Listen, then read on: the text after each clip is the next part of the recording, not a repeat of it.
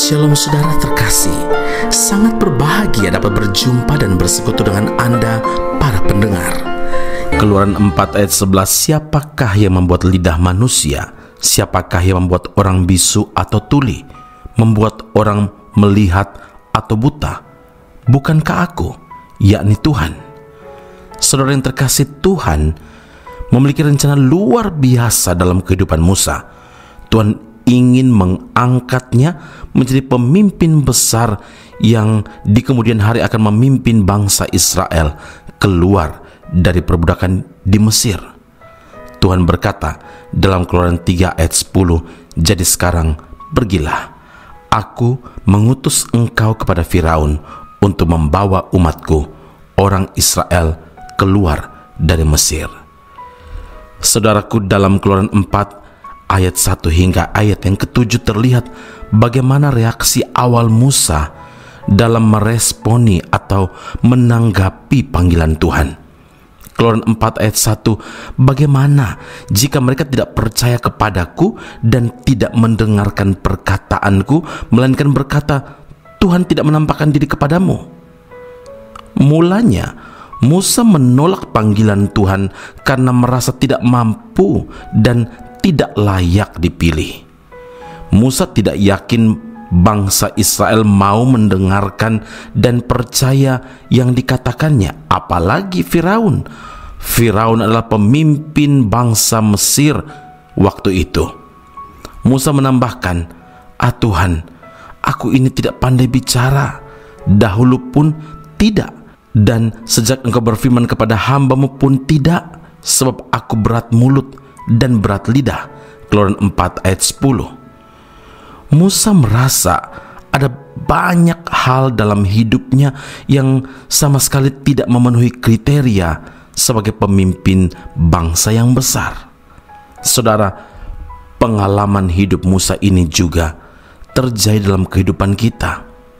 Sesungguhnya Tuhan sudah menetapkan rencana besar bagi kita masing-masing, bahkan sebelum kita dilahirkan. Tetapi terkadang kita merasa tidak mampu, terkadang kita merasa tidak layak, sehingga kita pun menolak masuk di dalam rencana Tuhan itu. Ketahuilah bahwa Tuhan memanggil kita. Tuhan sudah tahu benar, Tuhan sudah tahu persis bahwa kita memiliki kapasitas yang diperlukan untuk mengerjakan rencana besar Allah. Hanya saja kita sering tidak menyadari potensi, kemampuan yang ada pada kita yang sudah Tuhan letakkan. Yang kita sadari hanyalah kelemahan, yang kita sadari hanyalah kekurangan kita. Akibatnya kita merasa tidak layak. Saudara, kalau hal ini terus-menerus berlarut-larut, maka iblis yang akan memetik keuntungan dan bersuka cita atas kita karena iblis tidak menghendaki rencana Tuhan itu terjadi di dalam hidup kita. Oleh karena itu, saudara, berbagai usaha dilakukan oleh iblis untuk merusak citra diri kita, gambar diri kita masing-masing. Inilah awal di mana Musa merasa tidak mampu menjawab panggilan Tuhan, sehingga dia pun tidak menyadari ada kelebihan, ada kemampuan dalam dirinya yang membuat Tuhan memilihnya. Mari kita renungkan dan mari kita berdoa. Bapa Surgawi, terima kasih untuk pelajaran penting hari ini yang Engkau nyatakan melalui firman-Mu dari tokoh Musa yang merasa tidak mampu, merasa tidak layak untuk menjalankan, untuk menunaikan amanat Tuhan. Rencana besar, rencana agung Tuhan itu dia merasa tidak punya kapasitas yang cukup untuk berhadapan dengan semua orang Israel, apalagi berhadapan dengan Firaun yang berkuasa saat itu. Kami pun yang saat ini mendengarkan dan merenungkan firman ini, terkadang kami yang membatasi kuasa Tuhan itu bekerja dalam hidup kami. Seringkali muncul rasa tidak percaya diri, rasa lemah, berkekurangan, tidak punya kelebihan apapun. Tapi hari ini Tuhan, kami menyadari bahwa panggilan Tuhan itu tidak pernah salah.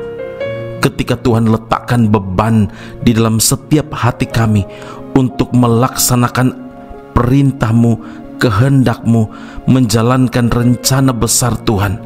Dan kami menyadari bahwa Tuhan telah meletakkan kelebihan itu, kekuatan itu, kemampuan dan bahkan karunia di dalam setiap hidup kami.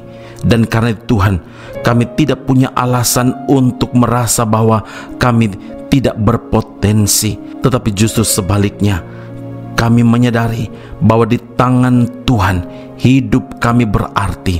Di tangan Tuhan kami yang rendah dan kecil di mata dunia, tapi di mata Tuhan kami berharga. Kami diangkat tinggi supaya kami jadi berkat bagi banyak orang. Terima kasih Bapa di sorga. Terima kasih Tuhan Yesus. Terima kasih Roh Kudus untuk firman Allah ini.